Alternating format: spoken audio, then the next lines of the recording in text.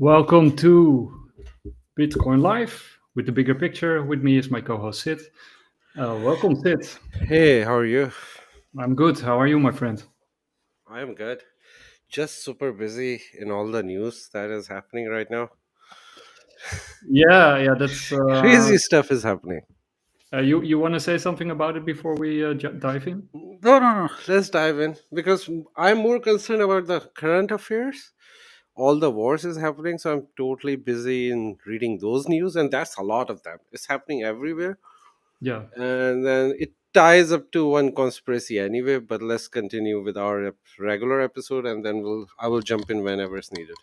yeah, that's good. Yeah, we got a really big show. I even asked Douglas to, take into account that there might be a little bit overlap because this might be a 2-hour show.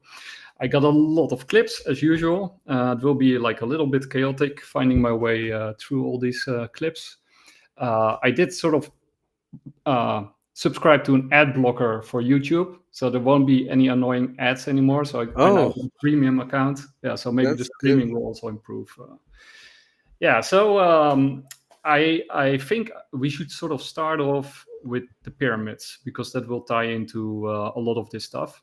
It will be about time anomalies and time travel and all that kind of stuff. We'll talk about different theories. We present some really cool, wacky theories. It will be fun. It's just presenting sort of different theories. And yeah, we knew about the pyramids because we already did a show about it. And there was this guy. The guy was called Philip Biondi, I think his name was from the top of my mind. Filippo Biondi. And Jay Anderson, he did some clips and interviews with him. And I want to play some of those clips because a lot of people were skeptical about those claims about sort of these huge structures underneath the pyramids. I'll show them right now because Filippo Biondi, he did a SAR technology scanning of the pyramids and he found these gigantic structures underneath the pyramids. So these are sort of this is the Khafre pyramid, one of the Giza pyramids. And he found these gigantic 2-mile long cavities or pillars beneath the pyramid. So a lot of people said like it's nonsense. This guy is full of it. But who is this guy? So let's find out who Filippo Biondi is. Khafre pyramid. So Professor Filippo Bionde is a signal processing researcher specializing in synthetic aperture radar technologies. He has a PhD in telecommunications engineering from the University of L'Aquila, and he has held academic positions at institutions including Sapienza University of Rome and the University of Strathclyde in Scotland. His research is focused on synthetic aperture radar or SAR technology, Doppler tomography, and underground imaging. And he is now dedicated primarily towards his project called Harmonic SAR, which aims to advance the overall development and deployment of SAR technologies, the same technologies that have been deployed in these recent studies of the Giza Plateau, which the team believes have revealed a massive network of subterranean structures extending below the Khafre Pyramid and the Giza Plateau itself. So that's Filippo Biondi. I also got his bio over here for the people who still are doubtful about his credentials. So that's over here. I also had another clip, but I just clicked it away, so I have to see if I can really quickly put it up again. Anyway, I also have this one. Give me a second. This will be about you. By the way, you can see he's done a lot of work, a lot of papers, and a lot of. Go to his bio. Let's see his bio. Like, where is he from? Where was he born? Where He's did he study? he's Italian. He's He's Italian. Italian. Okay. Yeah. And he did synthetic aperture radar images. He also worked with the European Space Agency. He is a telecommunication engineer from Salento University. He did like tons of stuff. Like he is genius. He's pretty much Looking at his profile, like he worked with SAR as well. Of course he had to work with SAR, otherwise he won't be able to do any of that research. But yeah, he went to he's not a doctor, right? He's professor. So he's a professor in his specific field, and he's one of the specialists when it comes to SAR, like world specialist when it comes to SAR technology. And this is sort of his sort of reasoning why they sort of came to the conclusion that these signatures and these things underneath the pyramids were actually real and not a glitch. We were, me and Corrado told me, Filippo, what are those things? No, Corrado, that's noise. The first day, the first week, the first month, but the second month we say, Corrado, we have changed the radar, we have changed images, we have changed everything, and always these shafts were completely visible. And so, how you say, by our consciousness, we announce it to everyone with a certain probability that is very high. People, there are the shafts. So, ahead of time, you released before that presentation in March, there was a series of abstracts and 3D graphics that were released. How confident are you that the 3D renderings, the 3D images of the pyramid structures that were released in the abstract, how confident are you that these images represent what is below the Khafra pyramid? Because there have been, again, critiques online saying that this is artistic representation. So how confident? We thank people that critique, because critique is, in my personal opinion, always constructive. That's good. I give you the answer. I can tell you 90% why, so very high. Why? Because in order to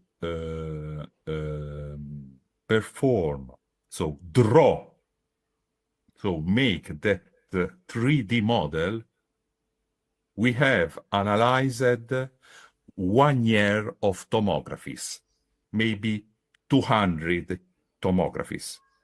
2 computers, 24 hours, 7 days were processing tomographies. So we have at least 200 tomographies acquired with different, let's say, tomographic lines, different images, and different satellite systems.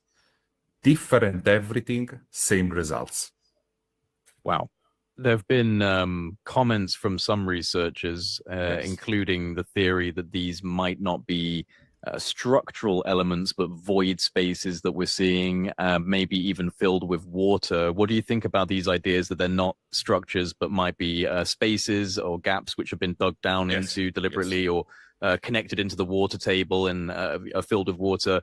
How do you address those claims? I tell you this, in my personal, but in the opinion of the research group, are not natural voids, but artificial voids, because we have found the typical fingerprint of anthropic structures. So 90-degree angles, spirals, rooms, something straight. No, they are not natural.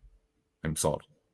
I have to reject, but I thank always people that make critiques. I thank them because are always constructive, but So there's been a lot of data before he made this decision, and it was not just his decision, but his team, right, that worked on it. And another criticism that I also want to sort of tackle, because I think it was a valid sort of criticism put forward by I think the guy was called Riddle.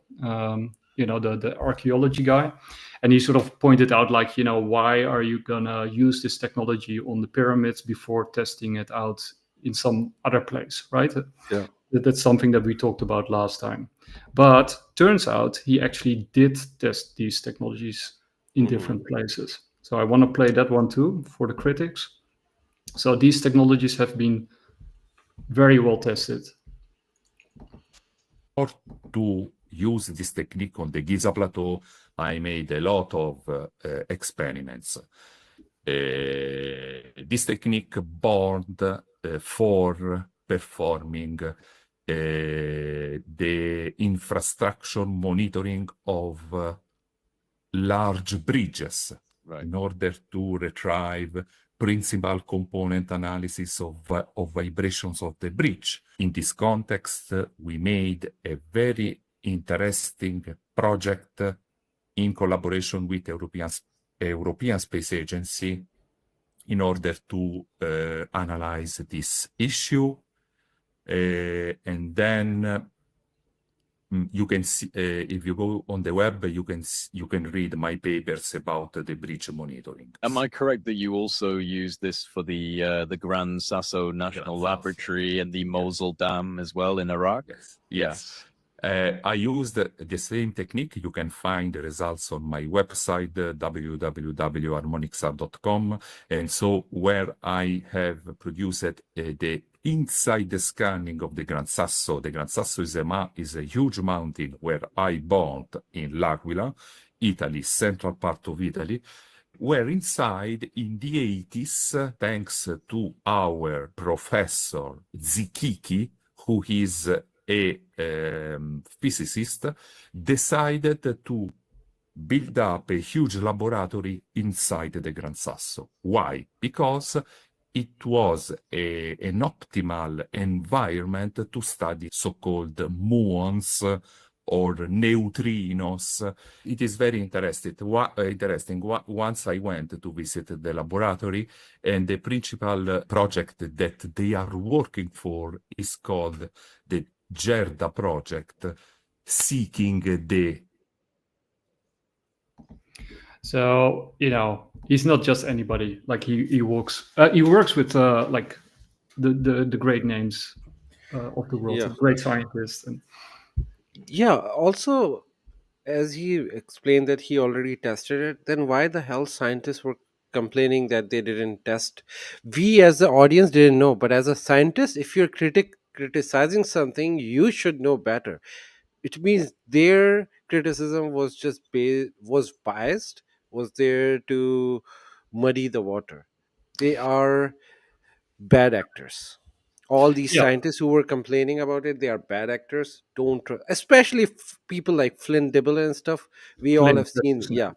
we Flynn have did. seen him getting destroyed by Graham Hancock on Joe Rogan podcast and so many other places. So I Yeah, never so trusted them, yeah. but I'm just saying, all the people who trust these guys, what are you talking about? You can see the proof that he did test, and this was their biggest argument, that we don't know if these tests are correct.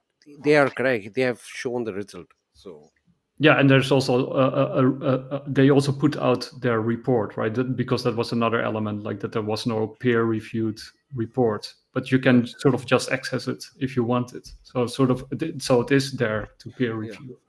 And So who cares if it's peer reviewed or not? Because I don't even believe on those peers. And secondly, who peer reviewed Plato's document? true, They true. are they didn't need that. So in fact, peer review started like 100 years ago. Nobody who peer Now, reviewed Newton's document. Tell me that. Nobody. I totally agree, and what peer reviewing today is often a form of gatekeeping, because it used to be that you publish something and then everybody can look at it. Like, it doesn't matter if you're like a plumber or it doesn't matter who you are. You can sort of publish a scientific idea or scientific Yeah. paper, and then people can look at it. Sort of, that's the idea of peer reviewing. But these days, you first have to be accepted in an elite circle before you even can publish a scientific paper. Yeah. Or so Yeah, there's already exactly. sort of a This is a tool gatekeeping for going on. gatekeeping, as you said. We should not care about those things anymore, because actually, science have destroyed itself since 2020. Everything they are doing after that, they're getting exposed by everyone. So just go back to the regular thing where somebody publish stuff, anybody can go read and make your own Yeah, no, I think decision out of it. there's some legitimacy to it, but I think Eric Weinstein did a really good job to demolish sort of what has happened. It has been completely demolished, or politicized, and he demolished it. And it has also, of course, there's a lot of money behind it, which has also corrupted the field, as many scientists know. Yeah. But anyway, so we are talking about time anomalies, time travel, all the fun stuff, right? And then we'll go into some really wacky stuff. But we started with pyramids. First of all, okay, so apparently it might actually be real, right? So that's super cool. Probably real. Very likely real. I still have to wrap my own mind around it because it's too crazy. So that kind of means that the civilization that built these pyramids must have been extremely advanced, right? Because otherwise we can't build something like that. Yeah. So there's already a time anomaly right there. Yeah. Because that shouldn't be real, right? That can't be real according to our timeline. Exactly. Yeah. So in order to sort of buttress that, this is sort of a phase or an ostrich egg from 7,000 years ago. And that's a treasure. Yeah, and on it you see the river the Nile, right, depicted, and the 3 pyramids of Giza, which shouldn't be there, right, because they didn't exist officially. How old is this? 7,000 years. 7,000 BC. 7,000 BC. Wow. So 9,000 years ago. Yeah. Oh my God. Okay. So that's another time anomaly right there. How did it survive for that many years? Yeah, I think they found it in No, but I'm just saying, why didn't it decay? Because eggs rot. Yeah, that's not a real egg. I think it's ceramic. Okay, ceramic. Okay, then it makes it's egg shaped. Okay. Not like a literal egg. Okay. Okay, and then we got, of course, the structural elements of the Giza pyramids. Right here, you see the base of the pyramid and sort of the perfect alignment. This used to be covering the entire pyramid. Exactly. So that's quite a feat, right, for the people living. Look at the precision on this. Yeah, it's like it looks like a modern day marble finish. Like tiles, you have tiles in the house. They are like finished like that. You see how big it is, also. Oh my God! Yeah, or tiny compared to. So, and then you got, of course, the other pyramids. We already talked about the Bosnian pyramids, but we haven't really highlighted the Chinese pyramids, right? Because there's also Chinese pyramids. Chinese, for some reason, hide their pyramids. They have a thing. I was reading that, like, they have like the most pyramids in any country. Yeah. Like, if you talk about number of pyramids, China have the most pyramids, but they hide it. Yeah, and I want to read this part because this is actually something that I'm gonna sort of dive into a little bit. This is from Jay Anderson from Project Unity. Did you know that the Mexican archaeologists found mercury in the chambers of Teotihuacan? Teotihuacan. Thank you for that. Pyramid. The chamber has been sealed at the end of the tunnel for nearly 1,800 years. Pyramids in China also have rivers of mercury, and Sanskrit texts speak of mercury engines. So that's very interesting because there was this piece from History Channel. Now, I'm not a big fan of History Channel because I don't like the style, and there's a lot of crap. But they do have some really cool stuff. And this image that you see here, I'm not going to play it because they're fanatic about copyright and stuff. But Ancient Aliens did a special. I haven't seen it, but this is a clip from it. It's 3 minutes long. And this is about the Vimana model aircraft. So the Vimana model aircraft is Indian. Yeah. It's from the Sanskrit texts. Hmm. And you got this guy who's also from Skinwalker Ranch, Taylor, what's his name? Taylor something. And he did a test, like a flight test. And he's an aerospace engineer. And at UC Irvine tests an aircraft model that was built using measurements from ancient Hindu texts. Ancient astronaut theorists suggest that the text also contain information on how to build advanced spacecrafts. In this clip from season 12, episode 11, Voices of the Gods, he sort of demonstrates that these vehicles, based on these texts, can actually fly. They're aerodynamic.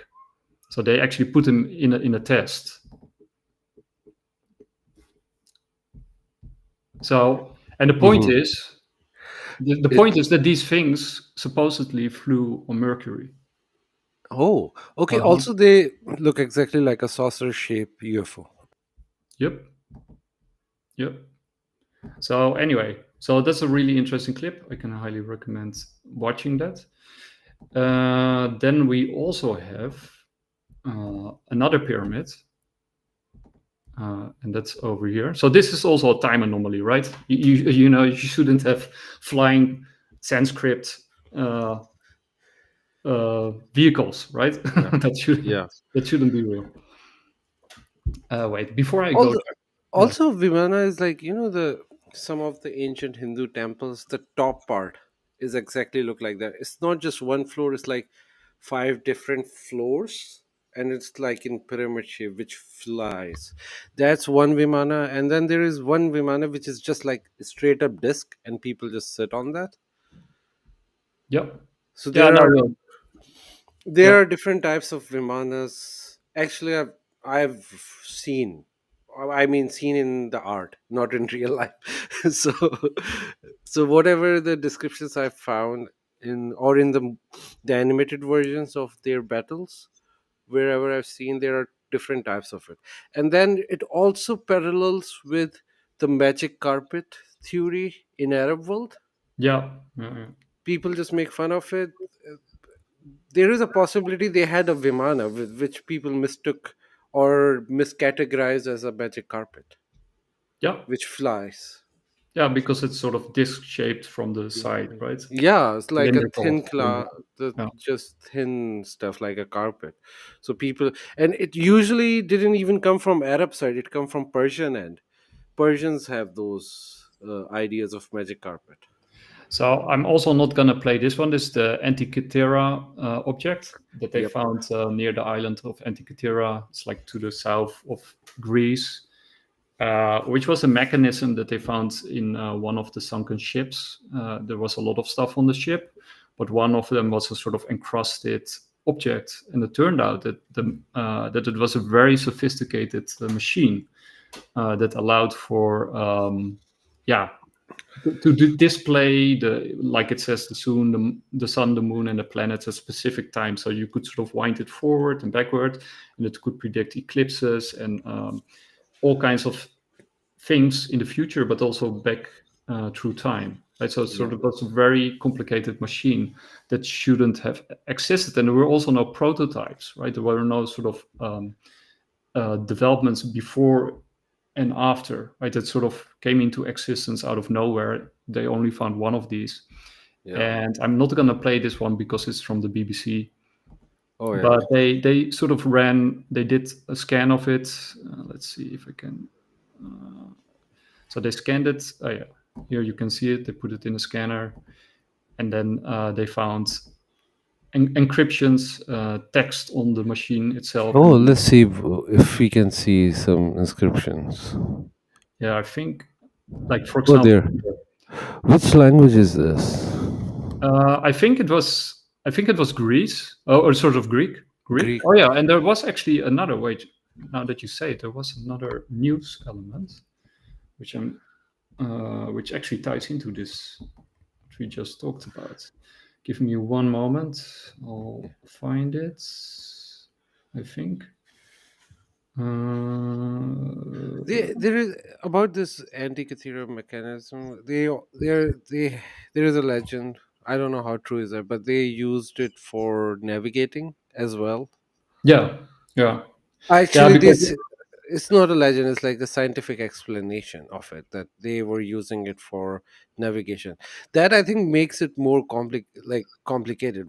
How how the hell they just come up with this computer? Basically, it's a computer which can help them navigate, and they have nothing else going on. No scientific theory. There is something bigger than that, and it's like way more ancient. I think because the Greeks are like we have a well documented history of Greece. Like Mhm. we know what they could have done, and because of Plato, Aristotle, and all those guys, so we know that they did not have mechanism like that to build such No, things. no, no, no. This is sort of out of the ordinary, and so they found out the thing that I was looking for. They recently found out that the Greek language or the Greek alphabet was much older than initially thought. I think it was like 1,000 years older than they initially I thought. read that somewhere too recently. I can't find it, but it should be somewhere. It's like a recent study that they did.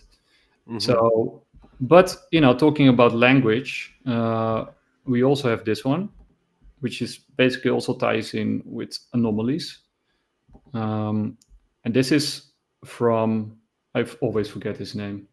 Yeah, me too. It's underneath there. I'm not sure, but anyway, Also, I really have listened to him a lot of the time, but I always forget his name for some reason. I think it was something with Duncan, but I'm not sure. No, I don't know. I don't remember. Anyway, let's go.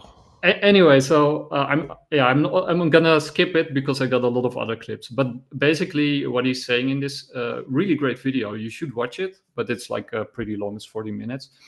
That there was this pre-Inca language that was basically an algorithm. It was structured like an algorithm, and it was a very unique language. There was basically only one in the world. And this guy that started researching it found out that it was the perfect way to translate other languages. Wait, maybe I can play a little bit. Okay, let's see. Manuals and other reading materials. And in 2001, it was capable of translating Spanish, French, Portuguese, Italian, Romanian, and English, all using Aymara as the bridge language, Amara. the mother tongue of the software, as Guzman put it. Now, Guzman battled for funding and kept trying to get more people to focus on Anomalies until he passed in 2022, but it does seem the software fell into disuse. In 2001, with a then top-of-the-line 800 megahertz Pentium processor, it was capable of translating 700 words a second. A second. In 2001. In multiple languages. That is impressive.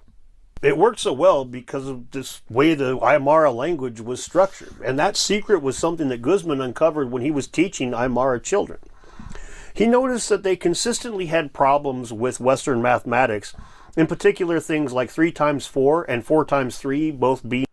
Anyway, it's a very interesting video, but it's sort of like another anomaly that I want to sort of highlight. I want to skip over it a little bit because we got too much stuff, and I don't want to linger on it too much. But there's sort of all these kind of anomalies that are found all over the place. You got this guy Michael Cremo. He wrote Forbidden Archaeology, very interesting book. I actually have it here too. And he also wrote a follow-up on Forbidden Archaeology about how it was recepted in the scientific community, which is also a very interesting book. It's very well researched.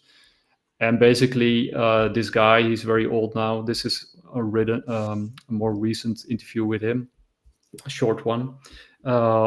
He sort of went through all the documentation, all the research, all the papers and journals, and basically everything that he could find, anything that he could find before they were sanitized. So he went through all the old archives of the past. And what he found there across the world were findings by journalists, by archaeologists, by researchers of things that were very ancient or found in very ancient strata that shouldn't have been there. And over time, the Smithsonian and other groups seemingly sort of went through that research material and sanitized it. And probably part of that is like a natural process, right? But you get sort of like a tunnel vision, and certain theories crystallize and solidify, and then it becomes sort of like it blocks your vision from seeing outside of it. You become dogmatic, but part of it might also have been done on purpose, right, to sort of hide the past from us. It genuinely looked like somebody went too far to hide the past. Like Yeah. someone or something or a civilization or aliens or whatever. I don't know who. But someone did something that we forget about our history, because our history just suddenly appears. We Yeah. just, according, if you go by the narrative, like for hundreds of thousands of years or even for millennials, we were just cavemen. Hundreds of thousands of years at least. We've 200,000-300,000 years we were just cavemen, and suddenly we develop agriculture, we develop cities, we develop everything within 100 years, which is like right after Younger Dryas. That doesn't make sense. And then you, right after that, you build pyramids, do all those structures, and then you dump down again. Doesn't make sense. Yeah. So there are a couple of good points that you raised there. I almost forgot those. Yeah, you got Göbekli Tepe and Karahan Tepe, and basically also about those two sites, they are now being covered up. Research is being stopped there. They are being turned into sort of tourist attractions, and they're actually also hurting and demolishing or destroying part of these sites Yeah. because they're putting these beams in there. And regarding Göbekli Tepe and Karahan Tepe, they were deliberately buried. They were not like, there was no cataclysm which buried it. It was like the people actually buried it for some reason. Yeah, that's also true. And they are both, and there's not just two of them. There are actually many sites around it, but both of them are sort of like in conflict with the official narrative. Like the official Yeah. timeline doesn't it doesn't take into account these two sides. They still haven't acknowledged that sort of fact that Göbekli Tepe and Karahan Tepe shouldn't be able to exist, right? They cannot have been constructed by a caveman or hunter gatherers, or these are like gigantic megalithic sites with religion and all kinds of aspects that officially should take like thousands of years to develop, right? Yeah. So I think it's time for us to go into the crazy stuff. And there's no better person to go to than our friend Racer Giorgiani. So today we're going to do quite a lot of Racer Giorgiani, also some other videos, but I think it's a good place to start. Oh, before we go there, I just want to. I was looking to what's his name? Jimmy Corsetti? Yeah, Jimmy Corsetti in Joe Rogan regarding the cover up by Turkish government. Yeah. And he gave a theory which I totally disagree, and I wanted to discuss that. He said because of the religion, they don't want these structure to be found, because like if they go dig deep into it, it will go against Islam, and Christian is, oh sorry, Turkey is Islamic nation. Mhm. But this is where he is wrong, because it won't go against Islam. So there is no religious reason. Actually, it will prove the religion is like it will prove Islamic theories before the flood. So it won't go against the religion. I have studied religion a lot, all of them. And he said like it will prove Christianity, but Christians, Islam and Jews have the same past. Right before Abraham, they have the same history. They branch out from Abraham. Hmm. So his theory that religion is the reason for uncovering it, I don't think so. Sorry, not for uncovering, for covering it. So I think there is some political reason or some spiritual reason, or like some aliens are doing that or whatever. But it's not the religion, because it won't disprove religion, it actually proves religion. Yeah, and I think it was also his video that sort of showed the damage to these sites and the fact that they were turned into tourist attractions and that they stopped the Yeah. digging for the next 100 years. I think it was that they, and Yeah, but in doing so, he himself was doing the same thing, because he ended up in the prohibited area where nobody was allowed to go. They yeah, were preserving it, but then he broke the law and entered there. So I'm not sure that I can trust Jimmy Crossetti, but I don't know. Maybe he's the right guy and he have the right mind, but wrong theories. But I don't trust him either. So there could be some other reason they're preserving it for better equipment. There is also a possibility that they are so fragile that they don't have correct tools and they're waiting for them to no, develop. I don't know. I'm just saying there no. are theories. I'll link the video down below, but I recommend watching it. I do agree with you. I am also not completely in agreement with him. With a lot of he was also the person who said like that beneath the pyramids, these voids that you saw by Philip Biondi, that they were filled with water and all that kind of Mhm. stuff, right? I think that's kind of nonsense. Yeah. But with this site, and he has, I think, officially been blocked by the Turkish government. But he Yeah, went there. but he have theories out there that he think Richard structure is Atlantis. I don't Yeah, find yeah, it. yeah. So he have some out there Yeah. theories. So I'm not gonna 100% believe what he's saying. That's what I'm gonna Yeah. just say. Anyway, let's go to Jojani. Okay. So this sort of ties into these objects and Michael Kramer. Smithsonian Institution and whatever, reporting on a gold locket found in a geological stratum that dates to 60 million BC. Yes. Right? There are lots of these finds. But we don't know about those anymore. We have those journals. We have access to those journals. We still have access to Absolutely. the journals. My point is, Cremo and Thompson, they wrote this tome, Forbidden Archaeology, where they go through all of this evidence. They present case after case. And they have their own interpretation of what this means, okay? Because they come from a kind of Vedantic, that's the book. They come from a kind of Vedantic background. They subscribe to form of Vedic religion. And in the Hindu religion, there is the notion that there are these vast cycles of time. They call them yugas, the ages, right? And we're in the last of them now, supposedly the Kali Yuga. But the whole cycle begins with the Satya Yuga, the golden age, and then it goes to a silver age. And the Greeks had the same thing, silver age, bronze age, until you get to our present time, which is supposed to be the last of the world ages. And this whole cycle then repeats itself. So Cremo and Thompson come from the school of thought that, look, humanity has always existed, and we are living in a fallen world, we're living in a degraded age, and we've lost our knowledge of previous ages of higher civilization. And they think this goes way, way back, like that humanity existed in its present form tens and tens of millions of years ago. I don't agree with their interpretation of their own evidence. I think that that's a religious belief system, which they subscribe to. And my much more radically empiricist, pragmatic approach to the data they're presenting is to say the best way to make sense out of this is that these artifacts were left behind by human time travelers. So that's the first one.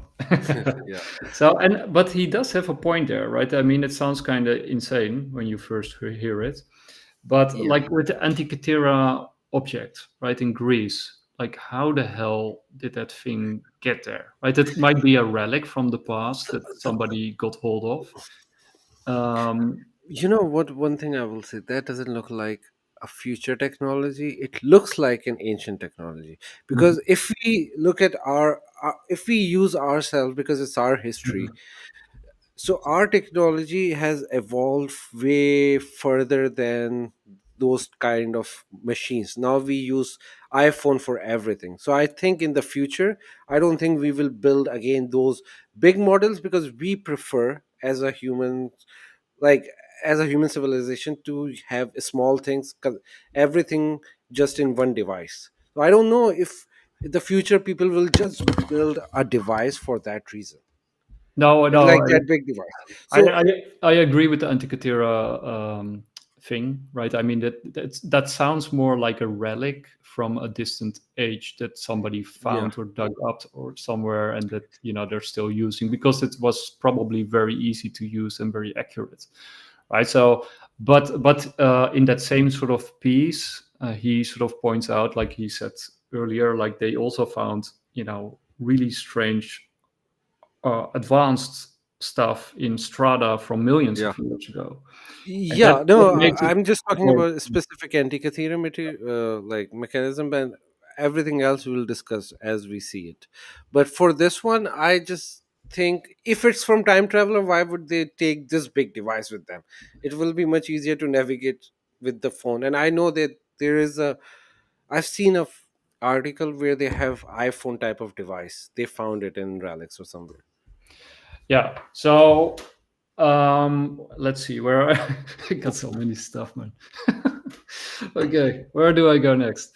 Oh, also he was talking about like yugas, Mhm. and a lot of the thing about yugas are like there was like a whole thing these fake scammers were doing that Kali Yuga is ending in 2025. It didn't end. The date Mhm. has passed. So don't put faith in every word people are saying, because Kali Yuga was supposed to end this year in 2025 or something. And for the It didn't. people who sometimes think these shows are really chaotic, that's because they are. Because I got so many clips, and I'm trying to find sort of a And I story. find random things to say. So anyway, I got a lot of stuff. Yeah. I Wait, think yeah. Do you have any more clips of Giorgiani? Let's roast him.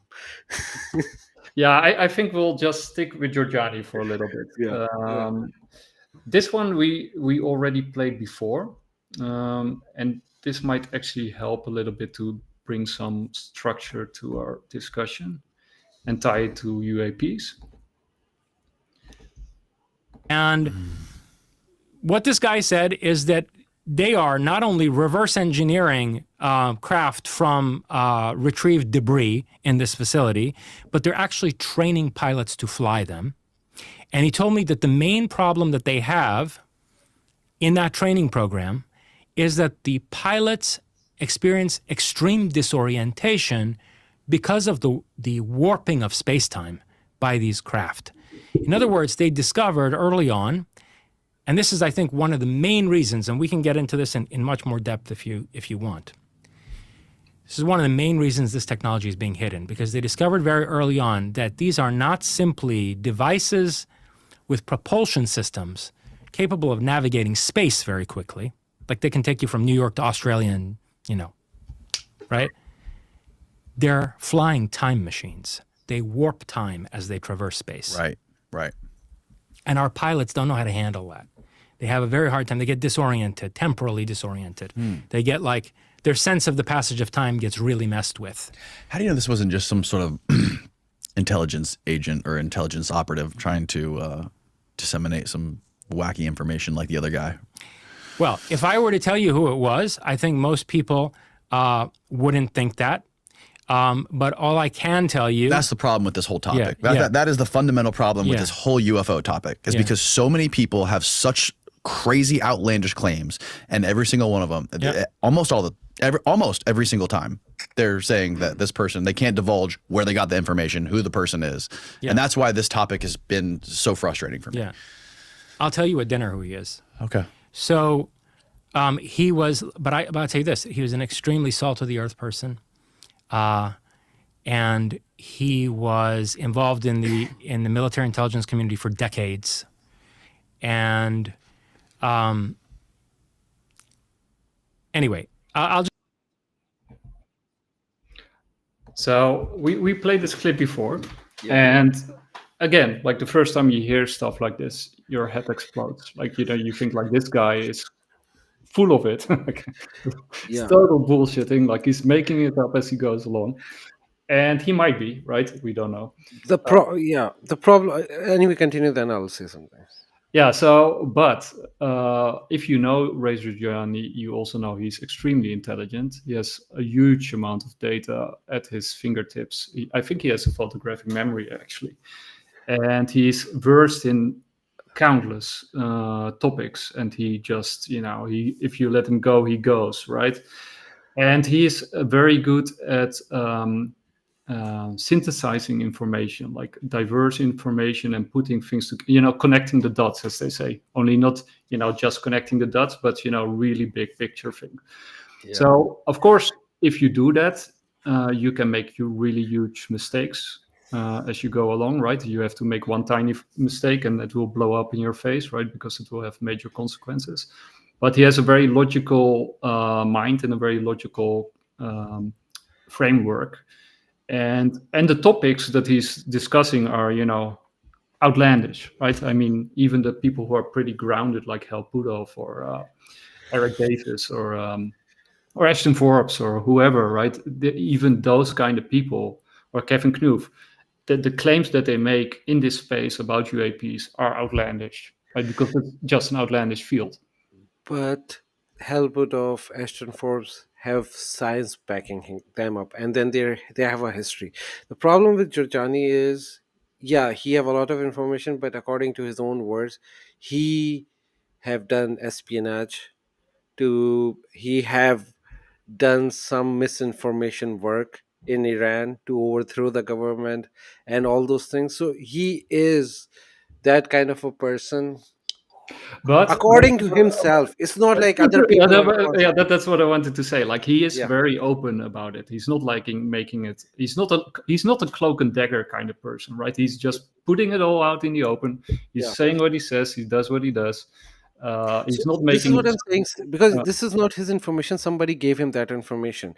Maybe they found him and they said, okay, give him that information, so he will go and spread it for them, because he was doing that for other reasons, for political reasons. There is a possibility. And he's not giving his source.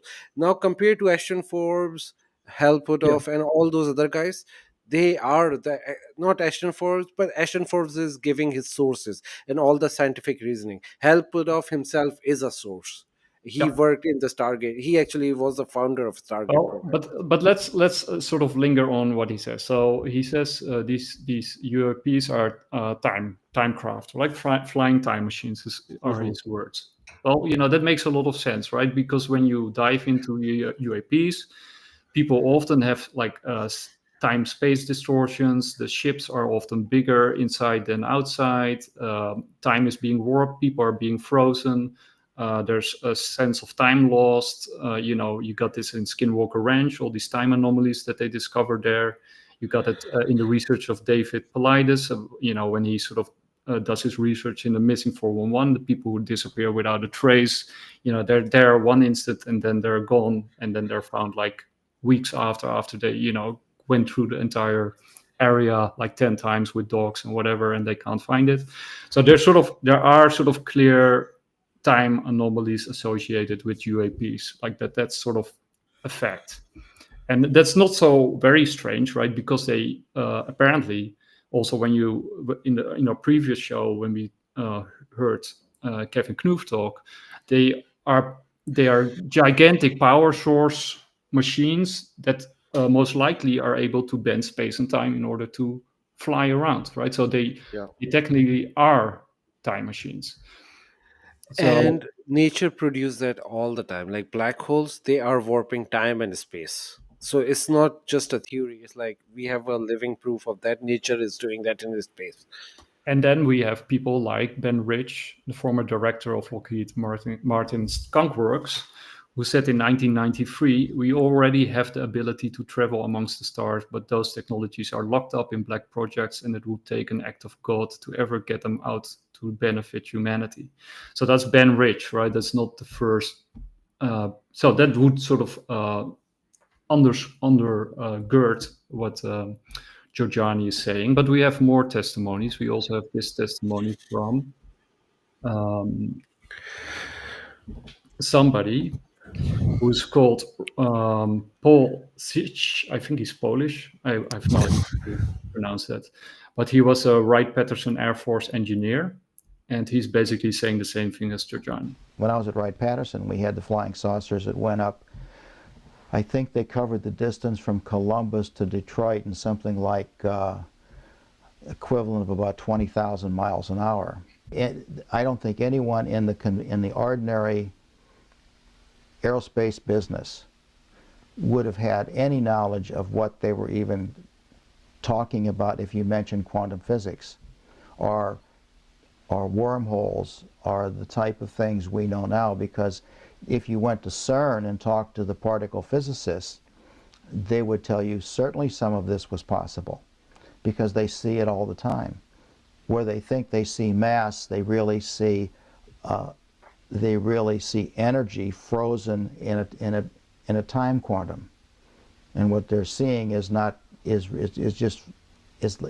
really a frozen bundle of energy, and it moves back and forth almost without any restriction. It starts out at hover and it literally almost disappears and pops over here. So it's not like a cartoon where it goes whoosh. It's almost like it disappears and comes up over here. If the physics that have to explain that are quantum physics in which things can appear to be almost two places at the same time and appear and reappear just like positrons and electrons do in some of the high energy particle colliders. Because conventionally we think of this as speeding through space, but what if it really acts like some of the high energy particles at CERN? They really transfer into energy and reappear over here, and there was no mass that went anywhere, because all mass is solid energy. And if you find a way to move back and forth with that, the conventional wisdom is that a complex organic structure like us cannot transfer back and forth from energy to solid, but that's because we've never seen it done. What you represent is solid energy. Now, what you see, you think you're solid, right? In fact, the distance between the atoms in your body are almost exactly relatively proportional to the same distance as the planets around the sun. So in fact, if you could look at your individual atoms, you would be 98% space. The only thing this one guy claimed that happened is if you bottle it and move it to another location and release it, he sounded exactly like Mr. Spock. He said you create a tear in the time domain of the local space. Yeah, so I found it very interesting, and so what we're now gonna do is we're gonna be a little bit scientific. So this guy is from Wright-Patterson. He was like an engineer there. What was it? Paul Sish. I probably butcher his name. But basically what he's saying is, these machines or devices can manipulate space-time, as we were saying.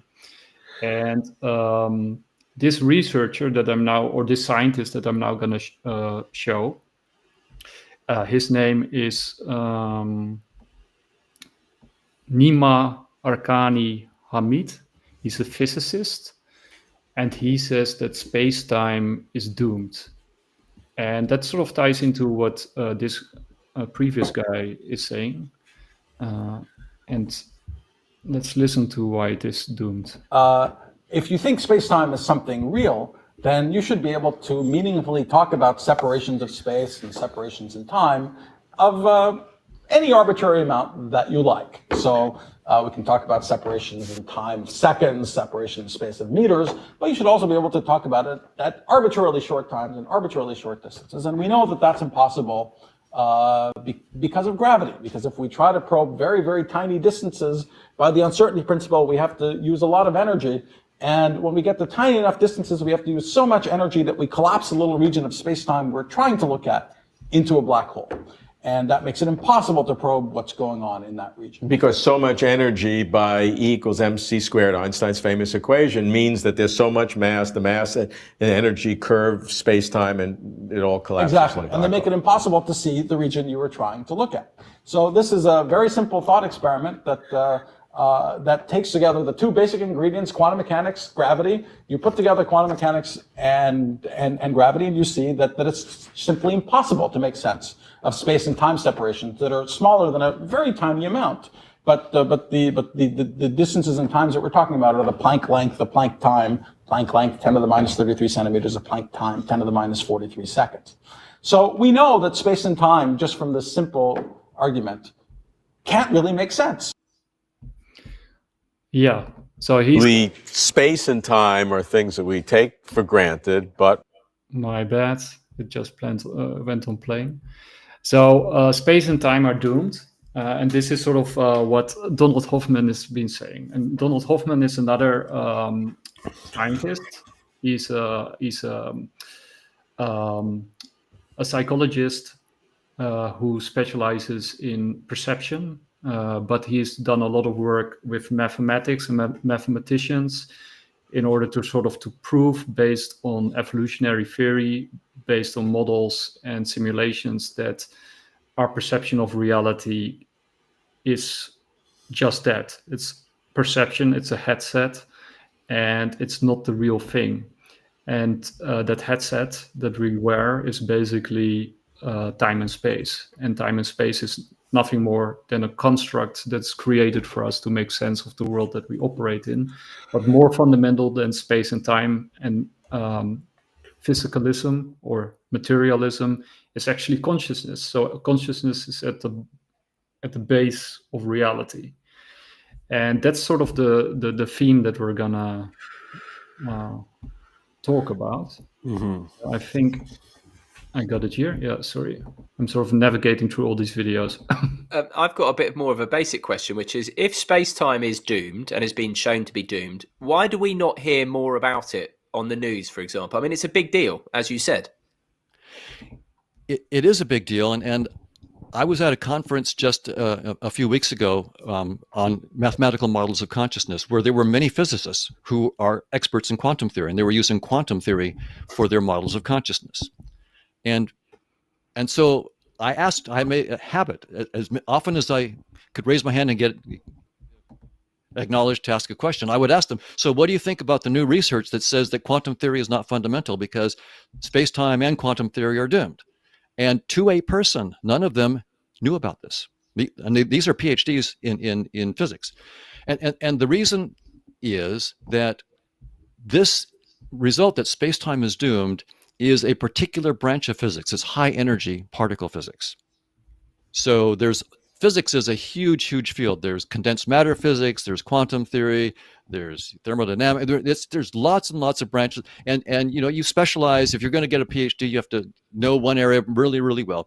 So most of them have no idea what are the new state of play in condensed matter physics, or the new state of play in this case, high energy physics. And so it's only 8 years out. So it's no surprise that it's not well known even among physicists, much less among cognitive neuroscientists, and of course the general population probably hasn't even heard about it at all. But again, in 1922, the Nobel Committee itself was not interested yet in Einstein's theory of space-time. So these things take time, but eventually they'll come around, and often it takes the old guard just dying, right? the old scientists just have to die, and it's the new generation that aren't attached to the old ideas, that love the new revolution. They take it and move forward. So that will happen. I just would like to not be one of the old guard that dies before it sees what. Okay. So I'm gonna run. Oh, do you want to say something? Yeah, I'm just saying these scientists are pretending that they discovered something new, that space-time is doomed. Everyone who believes in any religion knows that time will come, the last day will come, and where everything will collapse.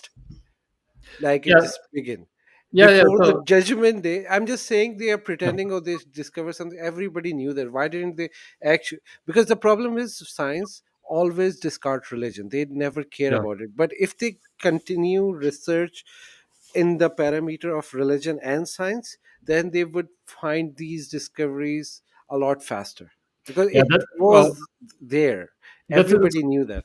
that's a good point that you make, because that's actually also what Donald Hoffman says. He's making exactly the same point as you do. But yeah, Okay. in religious texts, it's actually not a big surprise. Yeah.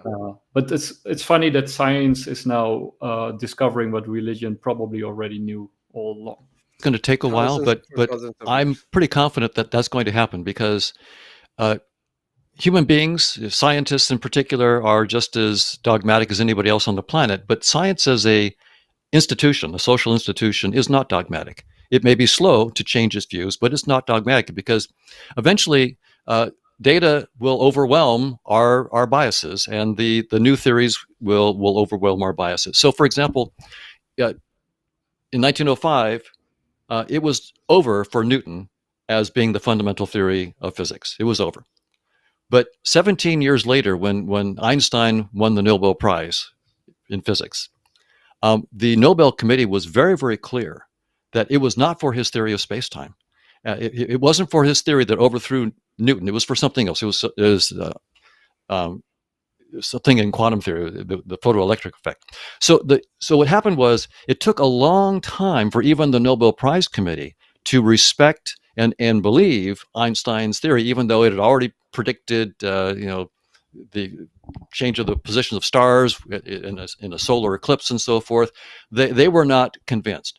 Well, everybody's convinced now, but you can see that even if it's a genius like Einstein, who has made what we now know to be one of the biggest contributions of all time, it takes the science a little while to, a few decades to catch up, but eventually it does. So I'm quite confident that, like this year's Nobel Prize for the experimental verification that local realism is false.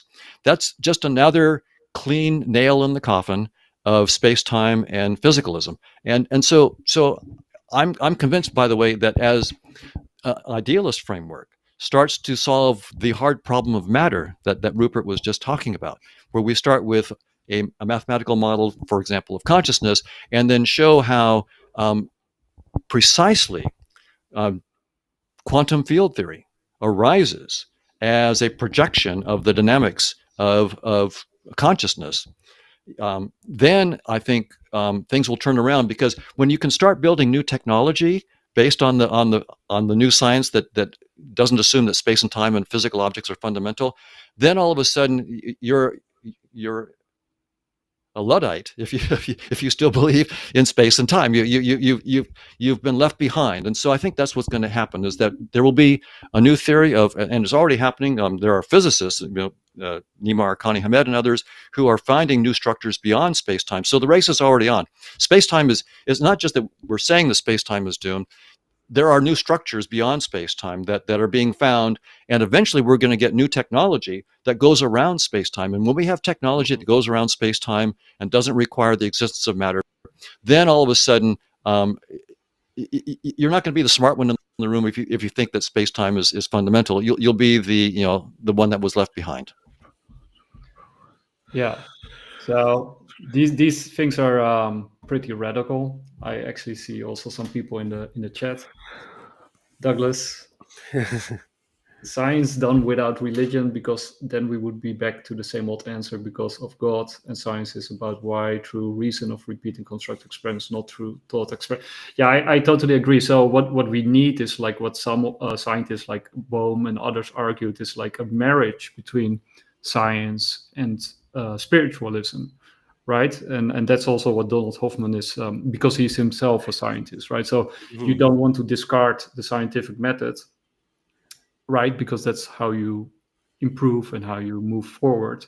But you also don't want to discard sort of the inner spiritual realm. And what you would actually want is, to merge those two, or Also, I a little bit disagree with that, because it won't lead back to God. That's not Yeah. the study of science. How the model should be is like, how God, like for example, if you're talking about from a religious purpose, it's not like God did it. Yes, God did it. Okay, fine. But how he did it, we're trying to understand that. Then it won't be a question of just because God did that. No, we are discovering the method he used. And then we can use them as a reference. Like, okay, it is something about like the world is explained like that. And we should go and test it. For example, Big Bang is very much religious theory, which was given to us like thousands of years ago. And then science proved that after Einstein. So what I'm saying, like these are the theories which are there. Don't just say that, oh, this is because this is religion, we cannot take it. Why don't we use those religious texts and do our experiment on them and see if it works or not? And I think more in most of the cases it works. And examples, the biggest example is Big Bang. Yeah, it makes sense. I sorry, I saw that some of my timestamps have been talking about time, time manipulation. My timestamps have been altered. Yeah. So anyway, Also, Aristotle have a good theory regarding time. It's just a measuring tool of the bits of change. I think it's the measurement of interval and instance of change. This is like a theory of Aristotle, nothing to do with religion. I think he was wrong about most of the things, but this theory is really good. The time is just the measurement of change of event, not it doesn't actually exist. so we're now gonna go to Skip Atwater, and I hope I got the right timestamp here. We're gonna try it. Let's see.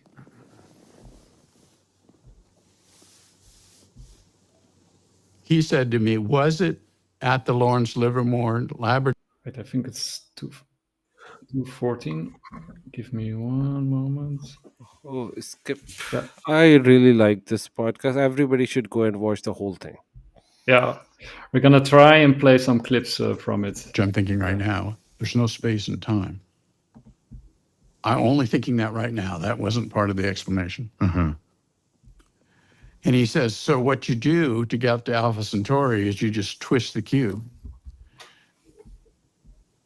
And I said, what do you mean? He said, well, I told you wouldn't understand. And he said, when the periodic table occurs in a different place, you're at that place. But what's the deal? And he said, well, you're thinking about going, my son can do them in 2 minutes.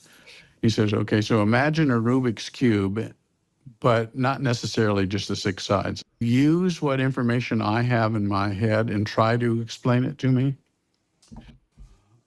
And I said, how do you get from here to Alpha Centauri? Okay, we right. can't do that. The only thing that we think about is I have to go really fast for a really long time. How is it that you can go to Alpha Centauri without any problem? And essentially he said, you wouldn't understand. So I said, I agree that's a problem. However, I know that you have access to my mental thoughts. I mean, you're not talking to me with your mouth. You have access to my mental thoughts, and I understand that. Can you use what information I have in my head and try to explain it to me? And he said, well, do you know what a Rubik's Cube is? And I said, oh, yeah, my son can do them in 2 minutes. He says, okay, so imagine a Rubik's Cube, but not necessarily just the 6 sides. Just imagine the concept of a Rubik's Cube. And I said, okay. Now imagine on each one of the tiles on the Rubik's Cube has a chart of the elements, an elemental chart. And you say, oh yeah, I know what that is. You know, I've had science in school and everything. He says, now, on each of the other 5 surfaces, there's also elemental charts. And I said, so, okay, but what's the deal? And he said, well, you're thinking about going that way very fast for a very long time. What he didn't say to me, which I'm thinking right now, there's no space and time. I'm only thinking that right now. That wasn't part of the explanation. Mm-hmm. And he says, so what you do to get to Alpha Centauri is you just twist the cube. And I said, what do you mean? He said, well, I told you wouldn't understand.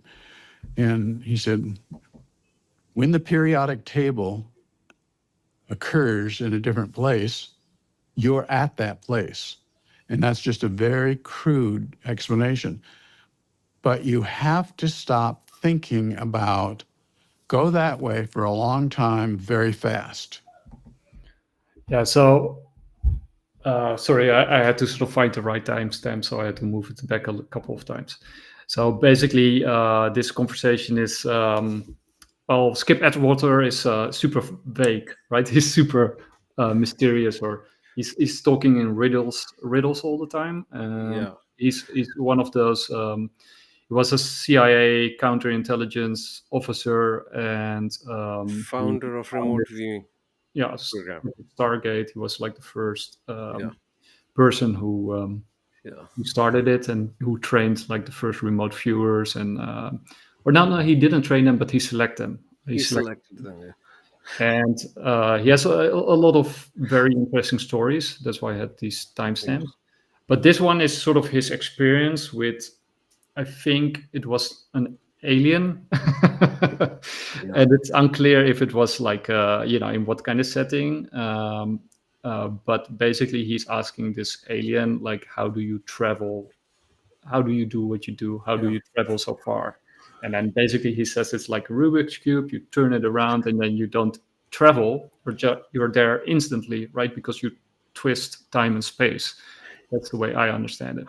Also, again, from a spiritual perspective, time and space exist for us, but it's not a real thing. It's an illusion. It's like we are trapped in our physical body in this time and space present kind of a world.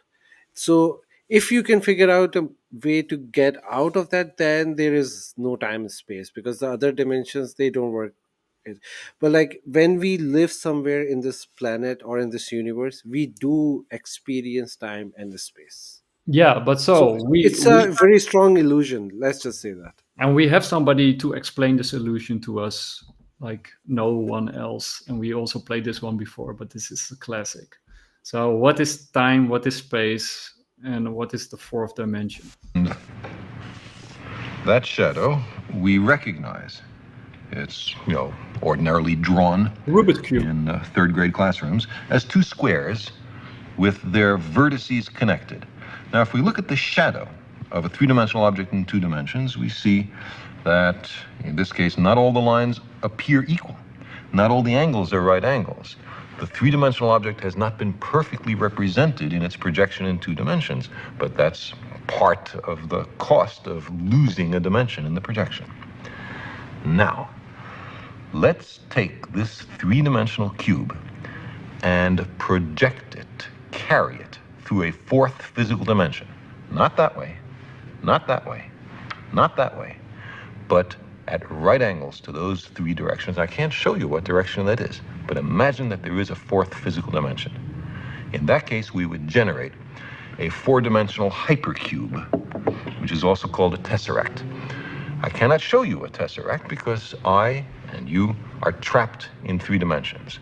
But what I can show you is the shadow in three dimensions of a four-dimensional hypercube or tesseract. This is it. And you can see it's two nested cubes, all the vertices connected by lines. And now the real tesseract in four dimensions would have all the lines of equal length and all the angles right angles. That's not what we see here, but that's the penalty of projection. So you see, while we cannot imagine the world of four dimensions, we can certainly think about it perfectly well. So I think, what Skip Atwater was actually talking about in that example is this tesseract, right? And I think that was basically what they were saying. It's like UAPs, or these vehicles, are probably able to manipulate space and time because they are, making use of the fourth dimension. Yeah. Also, just want to say, Carl Sagan is a goat. No one is better than him. The way he says stuff is just like so fascinating that you get lost in his word.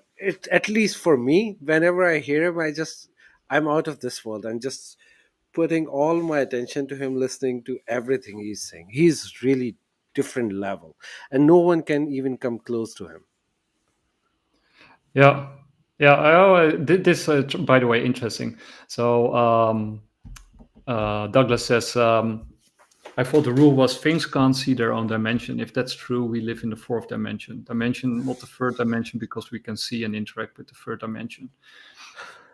It might be true, actually, right? Because this is a theory as well. Yeah, it's called projection theory, where you're projecting from fourth dimension to third dimension, and we are just a reflection of another dimension. Anyway, continue. Yeah, but that makes sense, right? Because human beings and everything that sort of lives is a projection of consciousness, right? So if consciousness is fundamental, as people like Donald Hoffman and these other physicists claim, then we are actually looking into, as Douglas says, we're looking into the third dimension, right? From the fourth dimension. So we're actually sort of entities that are beaming ourselves into the third dimension and putting on our space-time headset, which we can take off after we die. But that sort of makes sense, right? Yeah. In that way. But I'm not sure if that's... No, also one more thing. If anybody have watched Rick and Morty, there is like an episode of Roy, the video game. When Morty put it on, it feels so real that he lived a whole life over there, and then as soon as he died in that world, he took the game set off. It was like a very good representation of this matrix theory, that this world is just a matrix and you're just putting a headset on. I don't agree with that, but like if you look at that simulation theory, that's a very good animation episode out of it, if anybody want to understand. However, I don't agree that we are just playing a video game here. There is more than just a video game. It's more than that. We don't know. We will figure it out. Yeah. So the problem is I don't have the timestamps of all the Skip Atwater things anymore. So I can guess, but I think we can also sort of move on to the next thing, which sort of ties it all together. And this is like a crazy story about a kid who was born in Russia. His name is Boris. And we're gonna... If you talk about Russian, there will be only 3 names will come up: Yuri, Boris, and what's the other one? I don't even remember. Sergey. These are the Sergey, Yuri, and Boris. These are the most common names from Russian. Yeah, but Boris is the most common. But yeah, most common. Right. Yeah. Okay, so this is about a kid. Anyway, now we'll just listen to it. It's a crazy story. Boris Kiryanovich was a unique child ever since the day he was born. Most babies can't hold up their own heads until they're between 2 and 4 months old. Boris was able to hold his head up when he was just 2 weeks old. When his parents saw that, they knew right away Boris was special. That might seem like something small, but that was just the beginning of remarkable talents that Boris continued to show as he got older. Boris was born in 1996. He showed how intelligent he was very early on. After holding his own head up after just 2 weeks old, Boris started speaking very shortly after that. When he was 18 months old, he was able to read and draw. Because of his remarkable intelligence, Boris was able to start kindergarten when he was only 2 years old. His teachers were amazed by his advanced skills and how quickly he was learning. Even though Boris was only 2, he was placed well ahead of his classmates. In kindergarten, Boris wasn't taught about space or physics, but he still had plenty of knowledge about it. He had an in-depth understanding of the universe and he knew all about the stars, planets, constellations, and more. Experts in education believe Boris was a child genius due to his extraordinary knowledge of the universe. Being a child prodigy is incredible, but what was more incredible was the claim he made when he was 7 years old. His claim stunned his parents. And Boris told the group he lived on Mars in a previous life. He claimed to have been reborn on Earth, making him just as human as everyone else on the planet. He also said he wasn't the only one like him on Earth.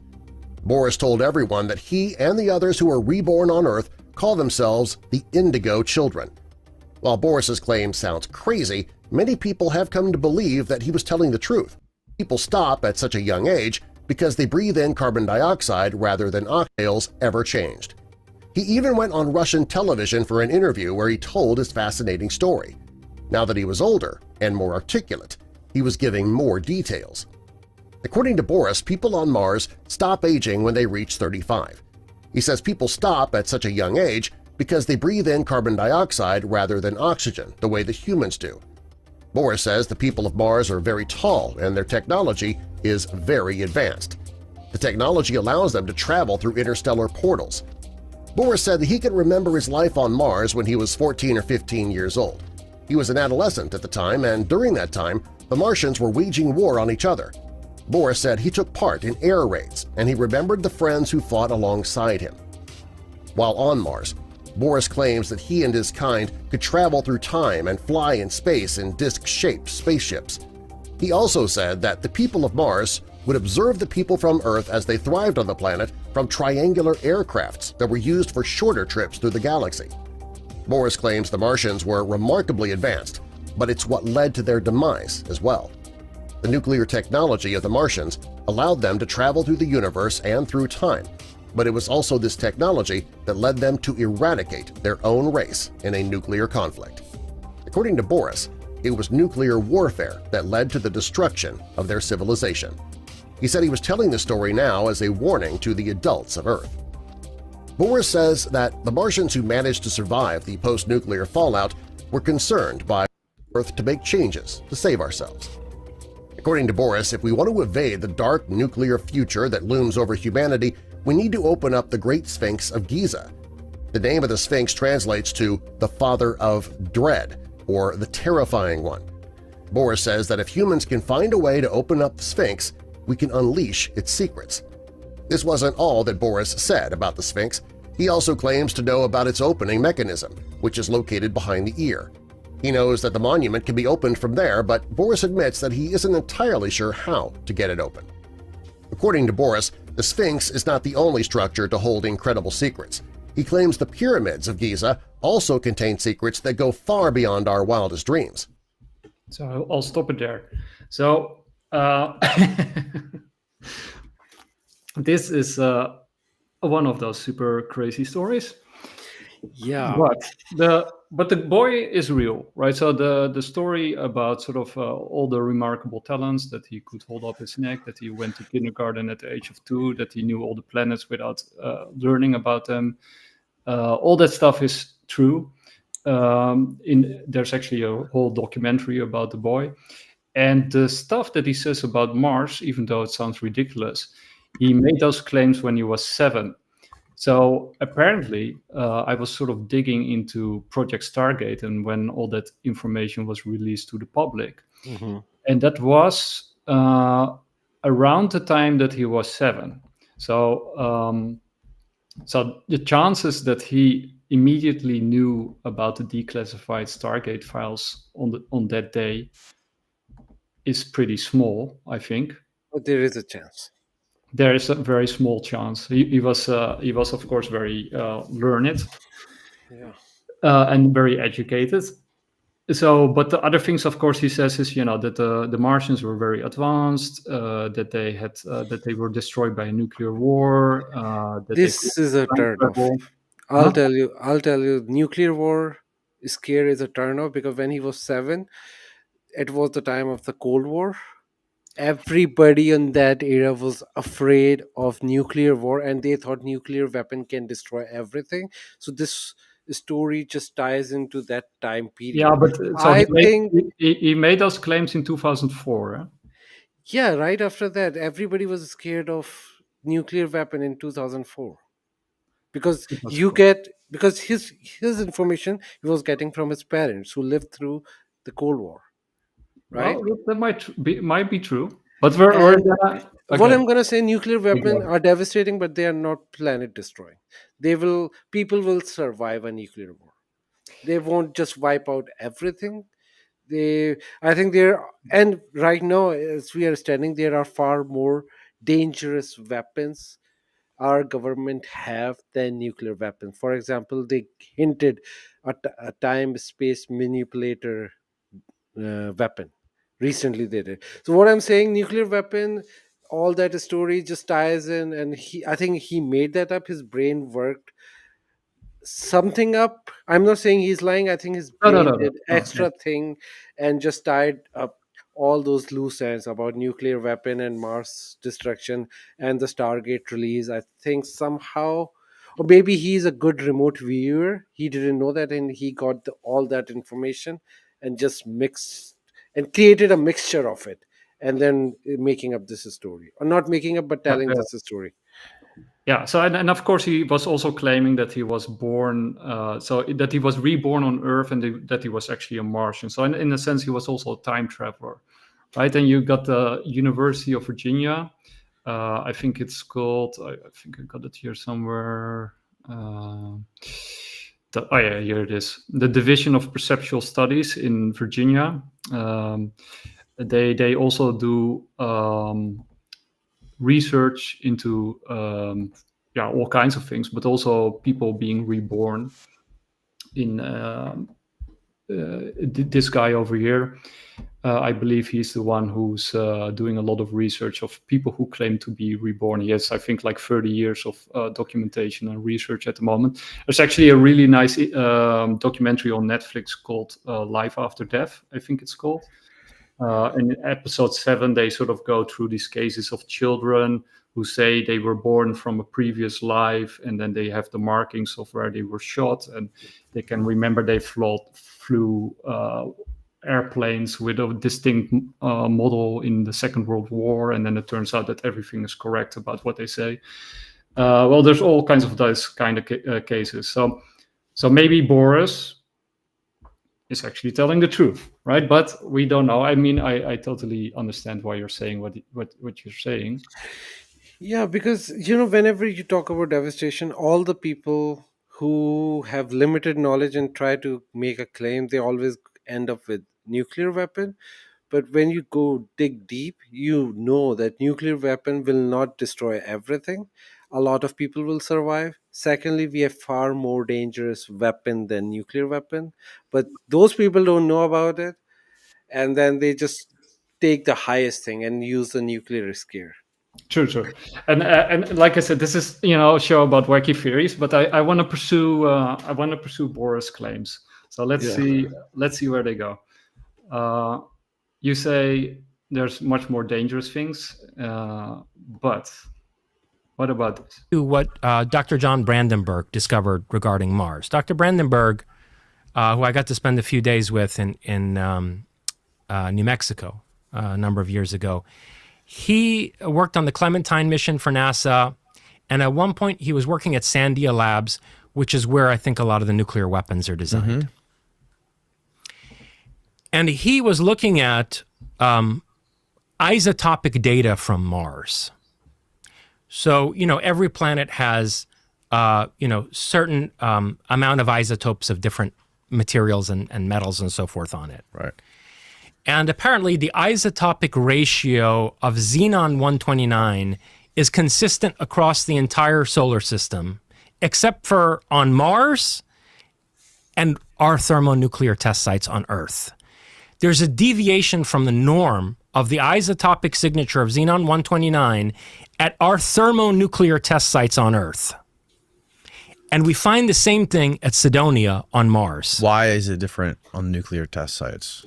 There's something happens when, and it has to be not an atomic bomb, but a thermonuclear bomb. When a thermonuclear bomb is detonated, that leaves a trace of xenon-129 in that area, which is not the normal, basically, distribution of that isotope that you would find, on Earth or on any of the other rocky bodies in the solar system. Okay. And according to Brandenburg, it's a very distinct signature. It's unmistakable, and it's very specifically associated with thermonuclear weapons detonation.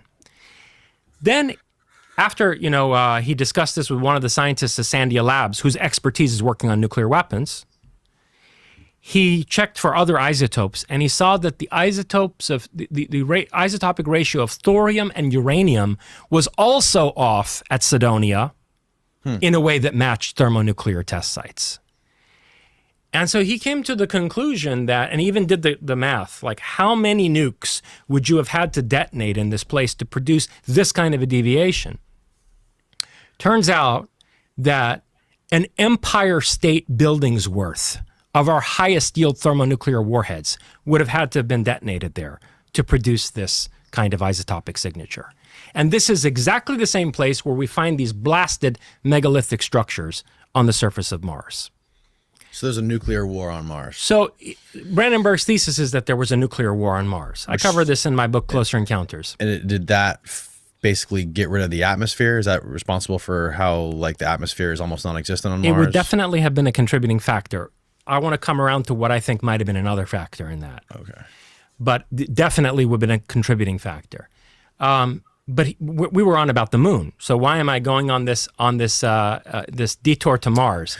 Yeah. Because it's when you put Brandenburg's research next to what Joe McMoneagle saw. Mm-hmm. And by the way, while we're on this subject, Ingo Swann was also tasked independently of Joe McMoneagle to look at Mars twice. Once was in 1976, I think, and the other was in 1984, same year that McMoneagle did his, but Swann's team and McMoneagle were unaware of each other. These were, obviously this makes sense as protocol. They wanted two sets of remote viewers on the same target to get, corroboration. And Swann did his with a whole team of people. McMoneagle worked alone at the Monroe Institute. Swann had like 5 or 6 people working with him. And in 1984, and also in the viewing in I think 76 or so, Ingo Swann and his team described exactly the same thing as Joe McMoneagle. They described a civilization on Mars, most of which was in ruins and was vastly ancient, but other parts of which still survived under the surface. He described the honeycomb of cities under the surface of Mars, and some structures on the surface, which were like relaying information and being used as transportation beacons, and had been built by this civilization that is still active under the surface of Mars, cities that are subterranean. But this all came from out of discussing the moon. Mm-hmm. When you put the remote viewing data next to Brandenburg's thesis, what it suggests, and Brandenburg, his estimation was that this nuclear event in Cydonia took place maybe 100 million years ago. Maybe 100 million years ago. Jesus. When were the dinosaurs killed off? Well, anyway, so this is Brandenburg's research. He's just like a renowned scientist, so he's not like some kind of crazy guy or something. He also worked with NASA, like Bergani says. So this is the evidence of a massive thermonuclear explosion on Mars in the past, the Sidonian hypothesis and Fermi's paradox. So of course this is a theory, right? It's not fact, but except of course for the radiation and the isotopes that they found. That's factual, right? That's real. That's in fact true. So so that's interesting. I definitely believe those remote viewing story because they have been proven right again and again, and everybody knows that I was a disbeliever in that until I researched into it. So remote viewing stuff, especially from Joe McMoneagle and Ingo Swann, both of them doing the same thing, giving similar stories, that means something. So and that's where I want to go next, right? Because also remote viewing, and when you think about remote viewing, what's remote viewing? And that's also what Skip Atwater talks about. And that's I had these timestamps ready where he sort of talks about what is remote viewing. Like it's non-locality, like it's everywhere all at once. There's no now, right? There's no sense of time. and space, right? You're everywhere all at once. And he also connects it to dreaming, right? What's dreaming is basically another modality of being, right? We say like, oh, it was just a dream, like it was nothing. But who knows, right? We don't really know what dreaming is anyway, right? Life can be a dream in a sense. Yeah. And remote viewing is actually, which we're going to jump into, a way to look at something in the past or in the future, and anywhere where you want, right? If it's on Mars or on Earth, it doesn't really matter. So, and does remote viewing work? Well, we're gonna look. 6 remote viewings, 5 of them were first place matches. Dr. May told me that it was like very easy to match my remote viewings. So what's a first place matching? What does that mean? Well, there's 4 places, first place through 4th place. 4th place is no similarity to the target at all. 3rd place, maybe 20% similarities, which is chance. 2nd place is produced some valuable information, but it's not good enough to say it's actually the target. 1st place, no doubt. Wow. That's the target, and it's practically drawn. And in fact, I do very detailed drawings, so it was pretty easy to match my stuff. Turned out to be the best series of 6 ever done at SRI.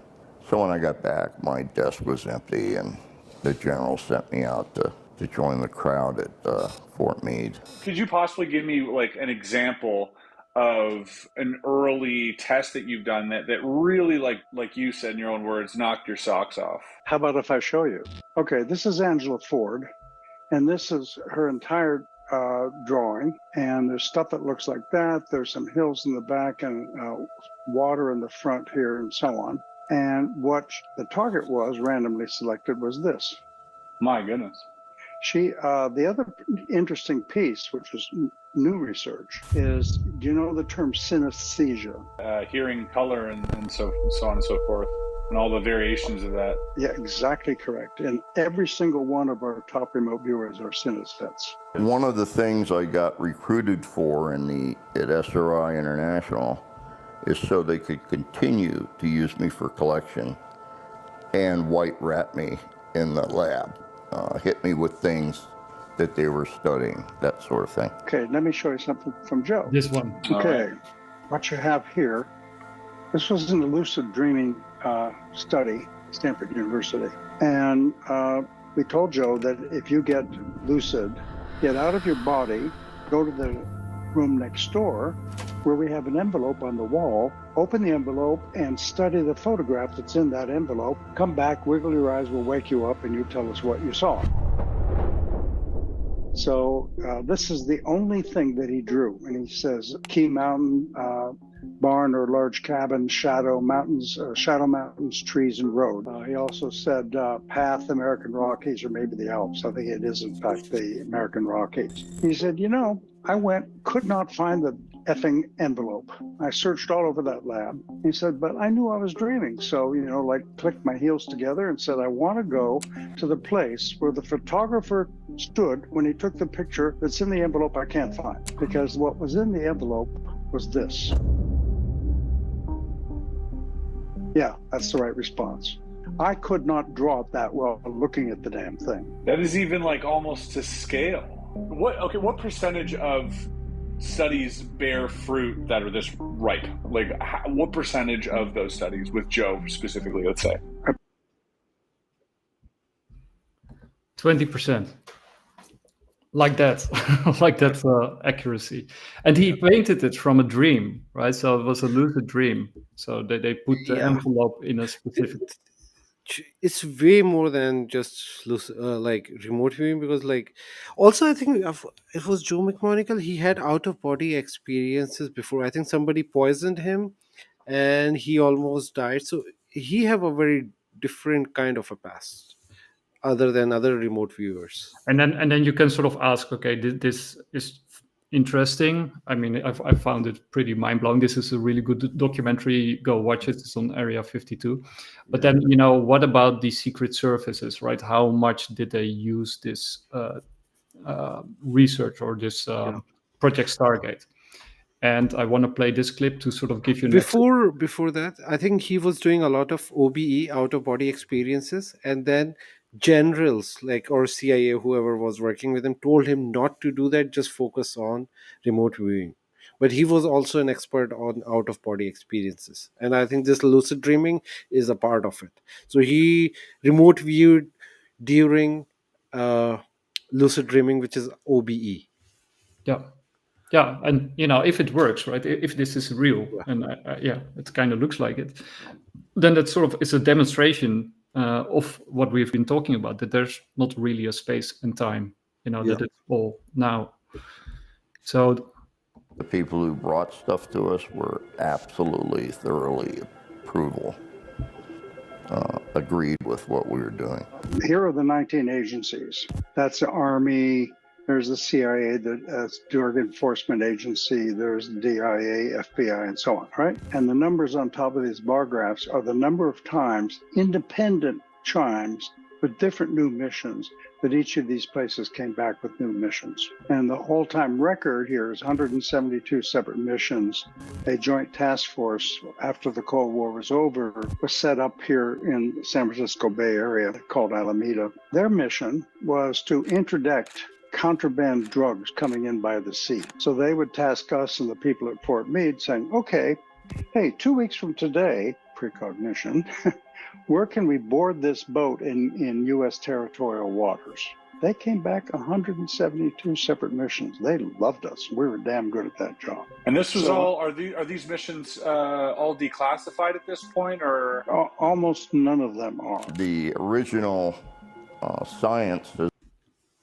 Yeah, that's also very interesting, right? Because a lot of people, that's what we also talked about last time when it came to unlocking the mind and these children who are gifted, so to speak, and who can use telepathy and that kind of stuff.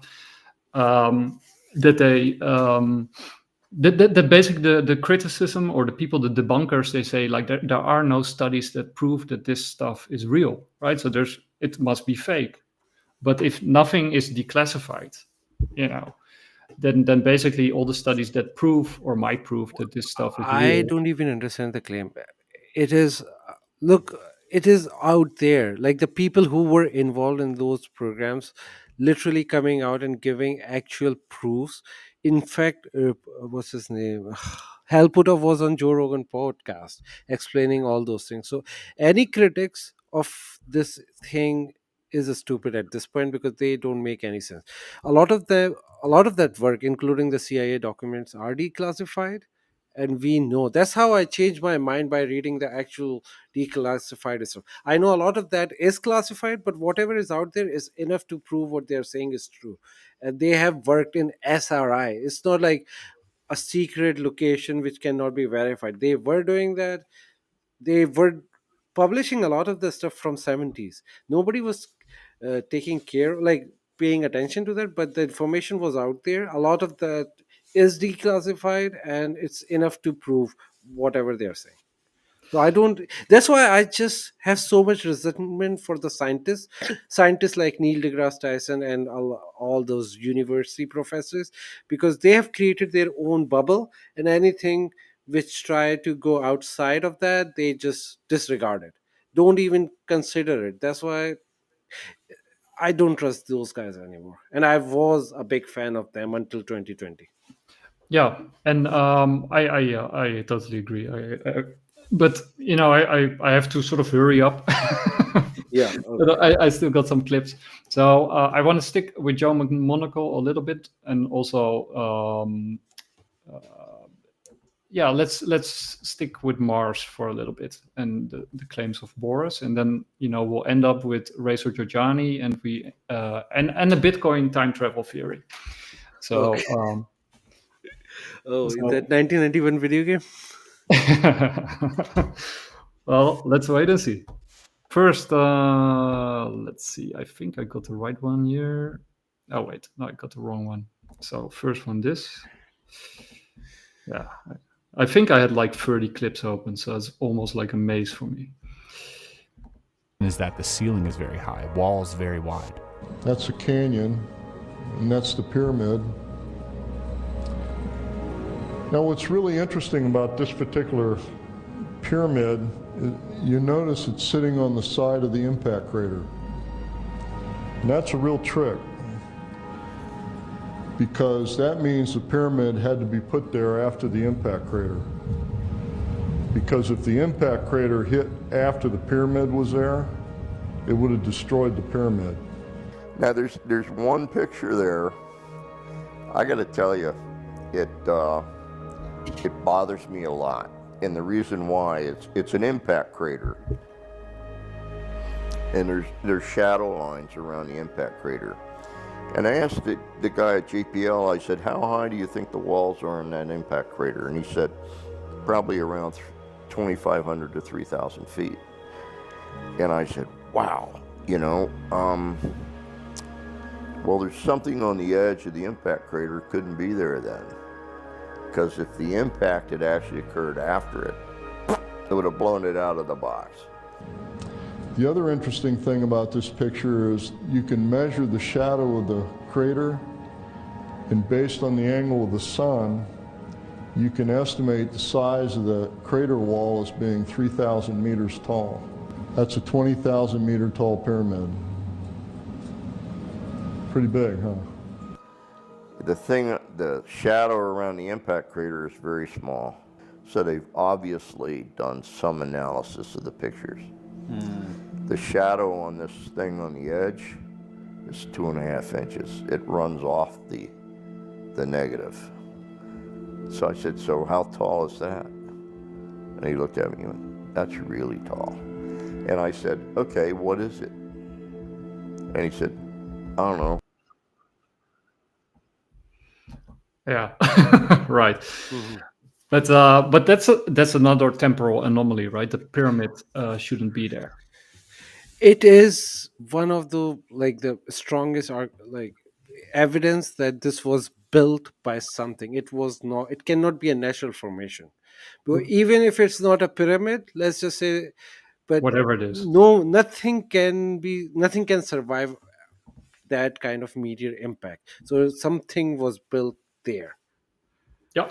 It is impossible. Technically, it is impossible anything to be survived after that kind of impact.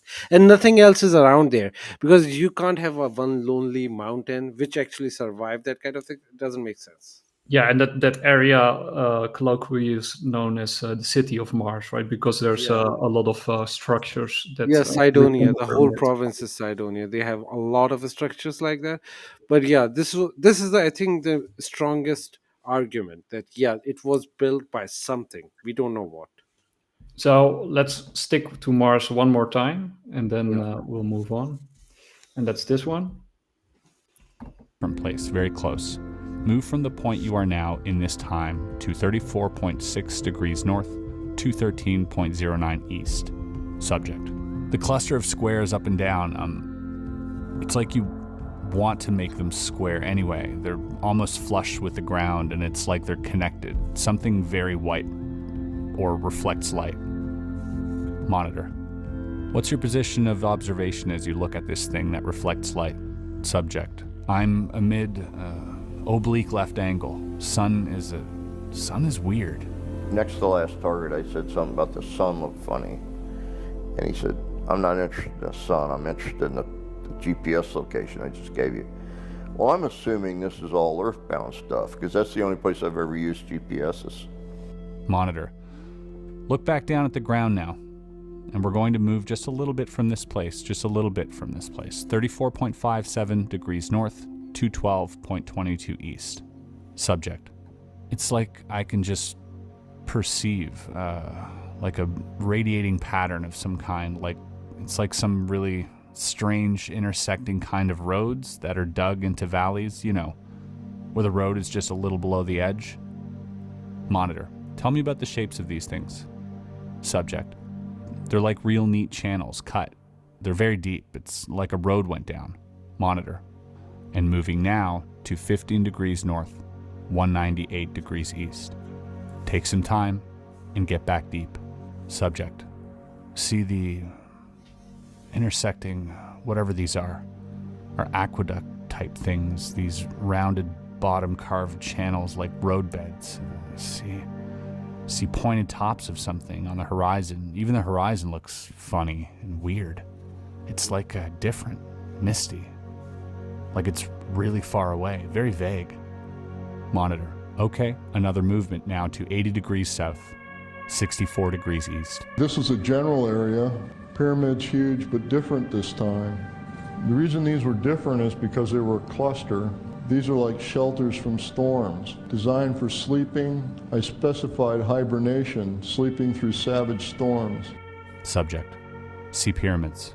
Can't tell if it's an overlay or not, because they're different. Monitor. Okay, do these pyramids have insides and outsides? Subject. Got both. And they're huge. It's really it's an interesting perception I'm getting. It's filtered from storms or something. So I'm reporting on that. I said apparently it's got some kind of chambers that people are trying to survive in by being put in an altered state and stored like in case they can exist long enough for somebody to find them. Hibernation chambers of some kind. I'm asked to find out why. Monitor. Say that again. Subject. They're like shelters from storms. Monitor. These structures you're seeing? Subject. Yes, they're designed for that. Monitor. All right. Go inside one of these and find some activity to tell me about. Subject. Different chambers, but they're almost stripped of any kind of furnishings or anything. It's like a strictly functional place for sleeping, or that's not a good word. Hibernation, some form. I get real raw inputs. Storms, savage storms, and sleeping through storms. Monitor.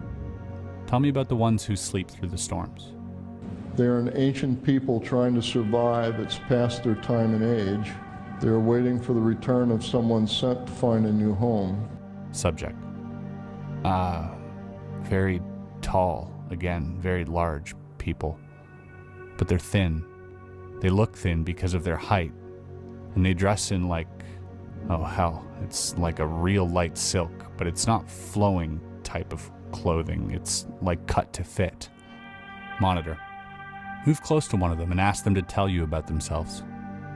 Subject. They're ancient people. They're dying. It's past their time or age. Monitor. Tell me about this. Subject. They're very philosophic about it. They're looking for a way to survive, and they just can't. Can't seem to get their way out. They can't seem to find their way out. So they're hanging on while they look or wait for something to return or something coming with the answer. Monitor. What is it they're waiting for? Subject. There evidently was a group or a party of them that went to find a new place to live. It's like I'm getting all kinds of overwhelming input of the corruption of their environment. It's failing very rapidly, and this group went somewhere, like a long way, to find another place to live. I had a sense that their atmosphere was stripped away or destabilized when it passed through the tail of the comet. I get a globe. It's... Anyway, this is enough. But it sort of corroborates some of Boris' claims. Especially, for example, also he talks also about long, tall people, right? 12 feet tall people. And of course, the destruction of the atmosphere and time travel and space traveling people who lived on Mars, right? And some other features that they also share. And I actually also found this. I think you probably also know that, but with Skip Atwater, It turns out that it was Skip Atwater who actually gave Joe McMonagle those coordinates on Mars. So it was Skip who did that. We're gonna talk a little bit after this clip.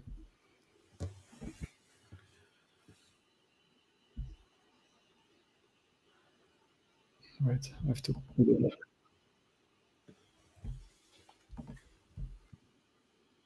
Joe, he had mentioned remote viewing a pyramid on Mars, and I believe the year was 2000 BC. Do you have any recollection of that? I sent Joe to Mars. You're the one that sent him there. Mm-hmm.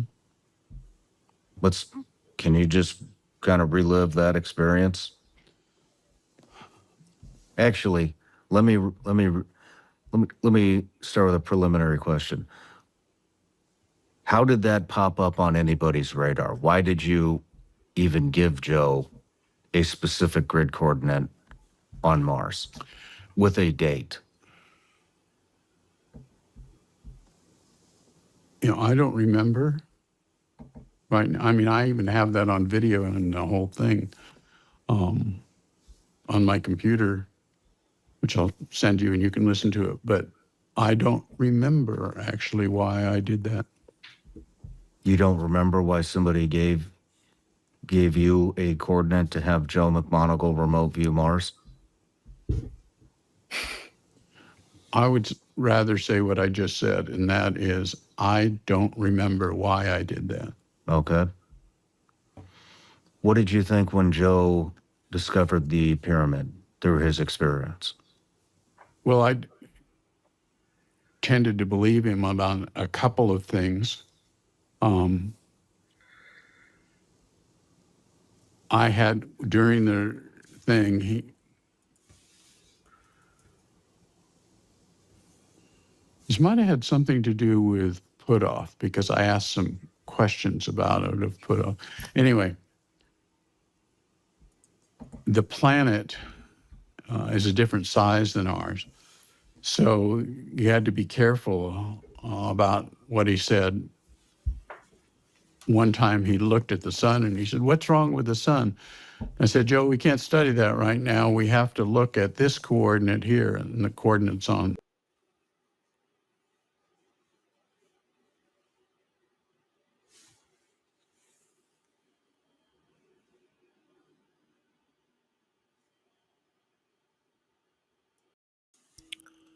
Oh, we got disconnected? Coordinates don't matter anyway. He's just doing what he's doing. And if I say it, go check out the peanuts, okay. Wouldn't mean anything. And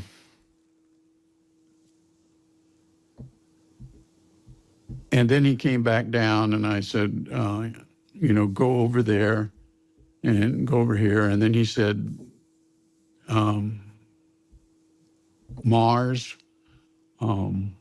used to be a healthy planet, but it got hit by something.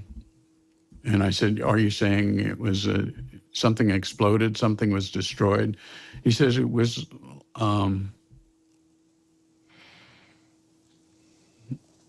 like an asteroid came and hit the planet, and that tore the atmosphere off of it. And for millions of years now, it's just been deteriorating after it lost its atmosphere. And then he said, and there's some people in the pyramid thing. I don't know if he just said building or a pyramid, but he could have said pyramid. And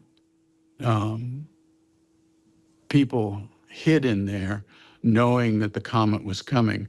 They wanted to create an environment where they could survive and then come out after the destruction of the terribleness. And I said, "Well, can you go?" And he was able to go back in time. I told him to go back in time till before that hit. And he described, tall aliens and so forth and so on. And I said, "Well, how about now? Can you go inside the pyramid?" And he said, "Oh, no, it's been too long." It's been a long, long time, and they're all dead now. They didn't survive. And then he said, but some of them didn't go into that. Some of them took off, like they had a spaceship of some kind and they took off. And then he described something that looked an awful lot like Earth before the Earth got torn apart by, a young Earth with volcanoes and stuff all around there. Like out of the frying pan into the fire was kind of the thing I was saying. It's like, that's as far as they could get, but at least it was off Mars. Now that I think back, it might be that Puthoff had something to do with trying to get me to do that work, because I remember talking with him about it. I'll send the movie to you and you can see it. I would appreciate that. Would it be okay if we put some of the clips into this interview as we talk about it? Sure, because then you would have it to show. Thank you.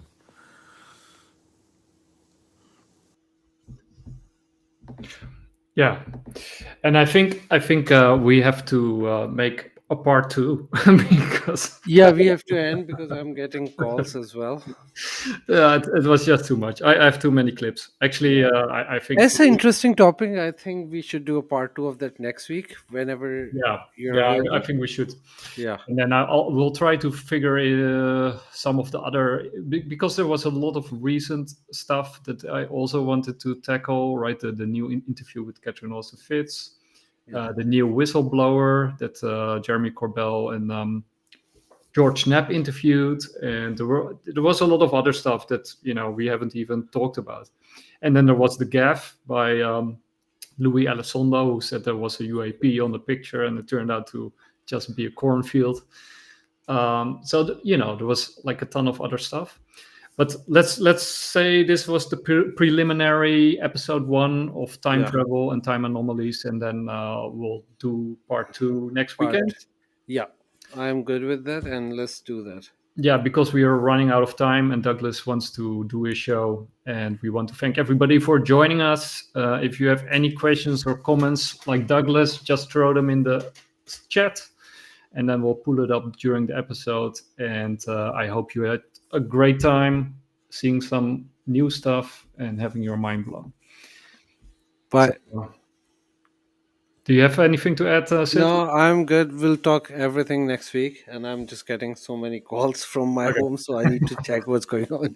So take care. Okay, bye. Bye.